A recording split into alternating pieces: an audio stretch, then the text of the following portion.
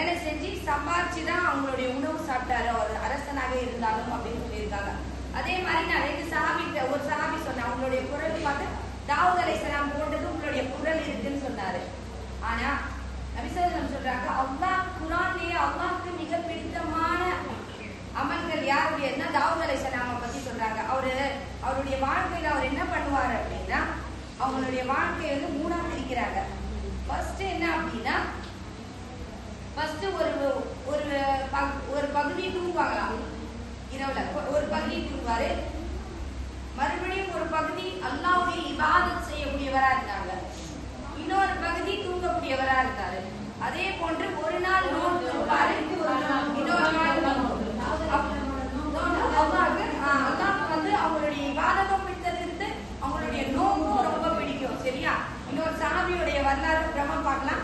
அவர் வந்து தினமும் ஒரு குர்ஆன் ஓதக்கூடியவரா இருந்தாரு, தினமும் நோன்பு நோக்கக்கூடியவரா இருந்தா ஒரே நாள்ல ஒரு குர்ஆன் முடிப்பாரு, இரவு ஃபுல்லா நின்று இபாதத் செஞ்சாரு. அவர் என்னன்னா, என்னுடைய இபாதத் அதிகமா இருக்கணும்னு சொல்லிட்டு அப்போதான் நபி ஸல்லல்லாஹு அலைஹி வஸல்லம் அவங்களை அழைச்சிட்டு சொல்றாங்க, நீங்க வந்து தினமும் வந்து ஒரு நாளுக்கு ஒரு குர்ஆன் முடிக்க கூடாது, நீங்க வந்து 3 நாளுக்கு ஒரு தடவை குர்ஆன் முடிங்க அப்படின்னு சொன்னாங்க.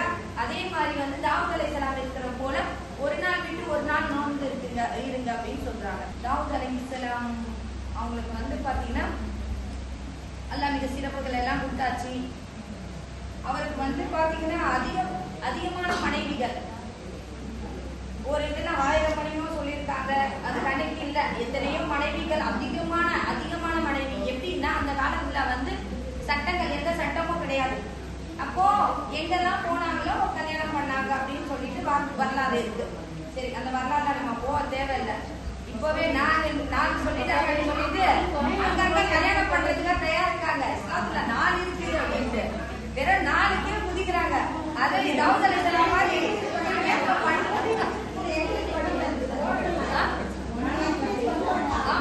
இல்ல சொல்றேன், இஸ்லாத்துல வந்து 4 கல்யாணம் ஃபர்ஸ்ட் உங்களுக்கு தெரியாது, 4 கல்யாணம் எதுக்காக சொன்னாங்க அப்படின்னு தெரியல. இப்போ ஆண்கள் எங்கேயும் ஒரு சில பேர் எங்க வாதாடினாங்க, नसीबी बोलना जरूरत नहीं माँ शादी आपको दोनों शादी मकरेजा அப்படின்னு ஒருத்தர் வாதாடினாரு. पहली जोड़ी को बोलना जरूरी नहीं शादी कर दे जा, ரெண்டாவது கல்யாணம் பண்ணா அந்த மனைவி கிட்ட சொல்லக்கூடாதுன்னு எங்க இருக்கு சட்டம்? எனக்கு சொன்னேன். ஆமா, நான் என்ன சொல்றேன், அப்போ கல்யாணம் பண்ணும்போது 2 பேரும் உட்கார்ந்து ரிஜிஸ்டர்ல வந்து என்ன நீங்க அங்க வாக்கு கொடுக்குறீங்க, என் மனைவியை நான் ஃபுல்லா பாத்துக்கிறேன்னு சொல்லிட்டு, அவளை என்னுடைய கணவனுக்காக நான் வாழ்றேன்னு சொல்லிட்டு குபூல் சொல்றதுக்கு அப்புறம் அந்த மனைவியை சொல்லாம ஏமாத்தி நீ கல்யாணம் பண்ணா விட்டுடுவாள் அவ. அது 4 கல்யாணமா ஒரு பொண்டாட்டிய பார்த்துக்காத அந்த விஷயம் சொல்றாங்க. 4ல் 1 தான் உங்களுக்கு சிறந்தது சொல்லியிருக்காங்க. 1 தான் உங்களுக்கு சிறந்தது மனைவி. எதுக்காக 4 சொன்னாங்க இதுவும் தெரிஞ்சுக்குங்க. நாளைக்கு உங்ககிட்ட கேட்கும் போது நீங்க சொன்னல ஏன் 4 மனைவி, ஊர்ல அதிகமா என்ன ஆனாங்கன்னா ஷஹீதாக ஆரம்பிச்சுட்டாங்க. அவங்களுடைய மனைவிகள் எல்லாமே என்ன ஆயிட்டாங்க அப்படின்னா விதவைகள் அதிகமா ஆயிட்டாங்க. அதனால அவர்களுக்கு வாழ்க்கை கொடுக்கறதுக்காக இஸ்லாத்துல ரூல்ஸ்ல 4 கல்யாணம் நீங்க பண்ணிக்கலாம், அந்த விதவைகளுக்கு நீங்க வாழ்க்கை கொடுங்கன்னா சொன்னாங்க. இப்போ திமிர் புடிச்சிட்டு நான் கல்யாணம் பண்ணிக்கிறேன்னு சொல்லக்கூடிய காலகட்டம் வந்துருச்சு.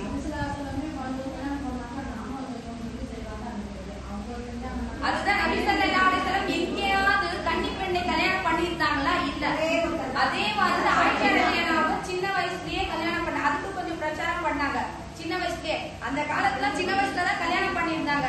எங்க பாட்டிக்கெல்லாம் 11 வயசுல எல்லாம் கல்யாணம் பண்ணி கொடுத்துட்டாங்க. அதுக்கு முன்னாடி வயசு வந்ததுக்கு அப்புறம் தான் வீட்டுக்கே கூட்டிட்டு போனாங்களா. அப்ப அந்த காலத்துல இருந்துச்சு. அந்த காலம் இருக்கிறதுனால ரசூல் ஸல்லல்லாஹு அலைஹி வஸல்லம் காலத்துல வந்து ஆயிஷா நாயகி வந்து ரொம்ப சின்னதா இருந்தாங்க, அவங்க ஆசைப்பட்டு கல்யாணம் பண்ணி கொடுத்தாங்க. மீதி இருந்த 10 மனைவிகள் யாராவது இருந்தாங்களா? எல்லாமே விதவைகள். அவங்களுடைய வயசு பாத்தீங்கன்னா நபி ஸல்லல்லாஹு அலைஹி வஸல்லம் அதிகமான வயது கொண்டவர்களாக இருந்தாங்க. சரியா? இன்ஷா அல்லாஹ் நம்ம 4வது கல்யாணம் பண்ணும்போது நம்ம இதை பத்தி சொல்லலாம்.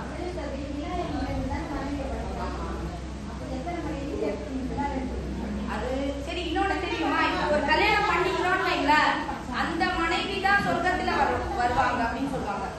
முதல் மனைவி தான் சொர்க்கத்துல வருவாங்க. சரியா? சரி, அல்ஹம்துலில்லாஹ். அப்போ தாவூத் நபியுடைய ஹிஸ்டரி பார்க்கலாம் இப்போ இன்ஷா அல்லாஹ். சரியா? இப்போ தாவூத் அலைஹிஸ்ஸலாம் என்ன பண்றாங்க அப்படின்னா அந்த வீட்டுடைய மாடியில நின்றுட்டு இருக்காங்க. அப்போ ஒரு அழகான பெண்ணை பாக்குறாங்க. ரொம்ப அழகு, அந்த அளவுக்கு எப்படின்னா அதுக்கு ஆஷிக் ஆயிடுறாங்க. அப்ப ஆஷிக்கு ஆயிடுறாங்கல்ல, முன்னாடியே ஆஷிக் மாதிரி அவங்க பார்த்த உடனே மிக ரொம்ப பிடிச்சிருந்துச்சு. அவ்வளோ அழகு, நல்லா இருக்காங்க அப்படின்னு சொல்லிட்டு உடனே என்ன பண்றாங்க, அந்த பெண்ணை கல்யாணம் பண்றதுக்காக அழைப்பு அனுப்புறாங்க. போயிட்டு கேட்டுடுவாங்க. அப்போ அவர்களுடைய அழைப்பு அதான் மக்கள் என்ன பண்றாங்க, கல்யாணம் கேட்கறதுக்காக அந்த அழகான பெண்மணி வீட்டுக்கு போறாங்க. போனா அவர் யார் அப்படின்னா பத்தாயிஷ் அப்படின்னு சொல்லக்கூடிய அவருடைய மனைவி. பத்தாயிஷ் அப்படின்னு ஒரு மனிதர், அவருடைய மனைவின்னு ஹூரியா, அந்த பெண்மணி பேர் ஹூரியா. சரியா? இந்த பத்தாயிஷ் அவருடைய மனைவி தான் அவங்க. அப்ப இந்த சொன்ன உடனே அவர் என்ன பண்றாரு, நேரா தாவூத் அலைஹிஸ்ஸலாம் கிட்ட வர்றாரு. வந்து சொல்றாங்க, நான் என்னுடைய மனைவிக்கு வந்து மனவிலக்கு கொடுத்துறேன், தலாக் கொடுத்துறேன். தலாக் கொடுத்ததுக்கு அப்புறம் நீங்க என் மனைவியை கல்யாணம் பண்ணிக்கங்க.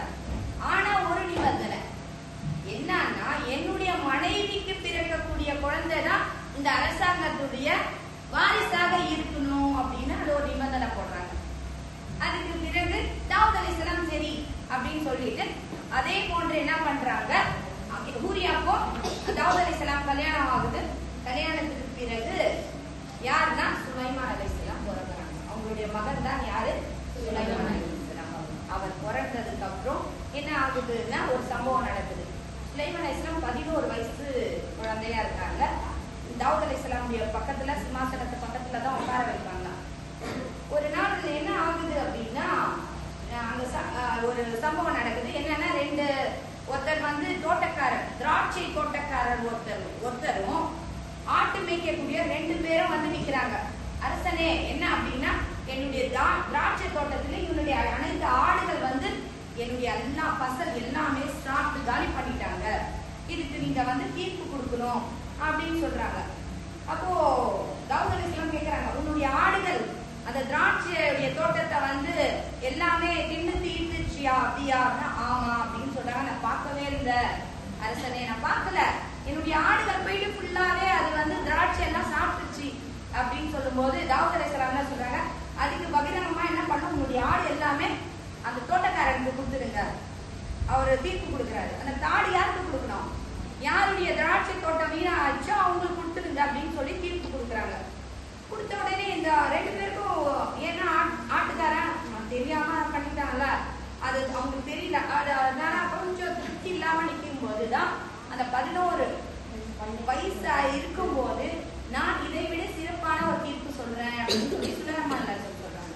அப்ப அவங்க தந்தை வந்து பாக்குறாங்க, என்னுடைய சரி என்ன சொல்லுங்க அப்படின்னா, அவர் என்ன சொல்றாரு, இப்ப இந்த ஆடு மந்தை இருக்குல்ல, ஆடு வந்து திராட்சை தோட்டக்காரங்களுக்கு கொடுத்துருங்க. அவங்க என்ன பண்ணோம், பால் கறக்கிறதுல எல்லாமே அவங்க பயன்படுத்திட்டோம். ஆனா இந்த ஆட்டுக்காரன் வந்து அந்த தோட்டத்துல வந்து விளைச்சல் செஞ்சு அந்த திராட்சை மறுபடியும் அந்த அறுவடை செய்யற வரைக்கும் அந்த தோட்டத்துல அவங்க வேலை செய்யணும். அந்த திராட்சை வந்ததுக்கு பிறகு அவங்களுடைய ஆடுகள் அவங்க திரும்பி வாங்கிட்டு போயிட்டோம் அப்படின்னு சொல்லிட்டு அவங்க அப்பாவிட இந்த மாதிரி ஒரு சிறப்பான ஒரு தீர்ப்பு சொல்லும் போது தாவூத் அலைஹிஸ்ஸலாம் மிக சந்தோஷம் அடைந்து அவர்களும் சந்தோஷம் அடைஞ்சாங்க. இதுல யாருக்கும் நஷ்டம் கிடையாது.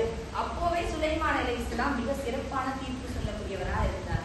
அதே மாதிரி ஒரு நாள் தாவூத் அலைஹிஸ்ஸலாம் என்ன ஆகுது அப்படின்னா, எப்பவுமே கதவுல எல்லாம் அடிச்சுட்டு போயிடுவாங்க, அடிச்சுட்டு தான் போவாராம்.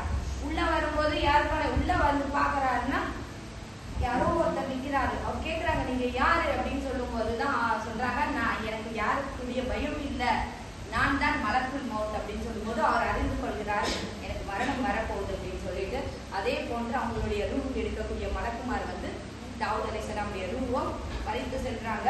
அன்று என்ன ஆகுது அப்படின்னா, மக்கள் எல்லாருமே குவிச்சு வந்து நிக்கிறாங்க. தாவூத் அலைஹிஸ்ஸலாமுடைய மரணத்தை பார்த்து மௌத்துக்காக எல்லாம் நிக்கிறாங்க. அந்நாள்ல என்ன ஆகுதுன்னா, சூரியன் வந்து ரொம்ப கடுமையான வெயில் காட்டுது, நிக்க முடியல, வெளியில வந்து அவ்வளவு மக்கள். அப்போதான் சுலைமான் அலைஹிஸ்ஸலாமுக்கு அல்லாஹ் சுப்ஹானஹு வ தஆலா எப்படி தாவூத் அலைஹிஸ்ஸலாம் பறவைகள் கிட்ட பேசக்கூடிய ஆட்கள் இருந்துச்சோ அதே மாதிரி யாருக்கு இருந்துச்சு, சுலைமான் அலைஹிஸ்ஸலாம்.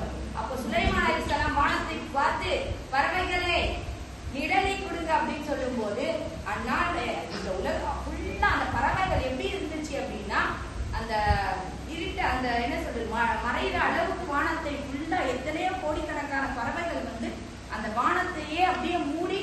அவங்களுக்கு நிழல் கொடுத்துச்சா. யாரு? தாவூத் அலைஹிஸ்ஸலாமுடைய மௌத் நேரத்துல. அல்ஹம்துலில்லாஹ். இதோட தாவூத் அலைஹிஸ்ஸலாமுடைய வாழ்க்கை வரலாறு நம்ம பார்த்தோம். இல்ல நமக்கு என்ன படிப்பினை அப்படின்னு நாமளே தெரிஞ்சுக்கலாம்.